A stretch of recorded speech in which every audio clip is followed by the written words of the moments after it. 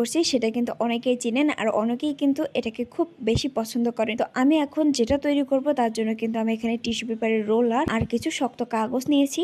আর এই কাগজটাকে কিন্তু খুব গোল করে এবং কেউচি দিয়ে ভালোভাবে আমি কেটে নেব, যেহেতু আমি নতুন বানাচ্ছি আর এই কারণে কিন্তু আমার হাতগুলো একটু কাঁপছিল। এবার আমি এর চোখ আঁকানোর জন্য কিন্তু বা চোখ বানানোর জন্য আমি একটা সাদা কাগজ নিয়ে নিয়েছি আর এখানে আমি পেপারটাকে সুন্দরভাবে কেটে নিয়ে গোল করে বানিয়ে দিয়েছি। এবার আরেকটা কালো কাগজ দিয়ে খুব সুন্দরভাবে এটাকে আমি গোল করে নেব। কালো কাগজটা আমি কিন্তু বাইরে থেকে কিনেছি আর সাদা কাগজটা আমি পেপার থেকে ছেড়েছি। আর একটা শক্ত কাগজ নিয়ে বানিয়ে ফেলবো লেজ। আর লেজটা কিসে সেটা কিন্তু জানাবেন কমেন্টে। পরে কিন্তু আমি এখানে কয়টা লাভ আঁকিয়ে নিয়েছি আর লাভগুলো কিন্তু আমি এখানে কেটে নেব, যেহেতু আমি এখানে আরো কিছু লাভ দিব এই কারণে কিন্তু আমি এখানে 3টা লাভ কেটে নিয়েছি। তারপরে আমি রোলার পেপার গুলো কিন্তু একটার সাথে একটা খুব ভালোভাবে জয়েন করে নিচ্ছি।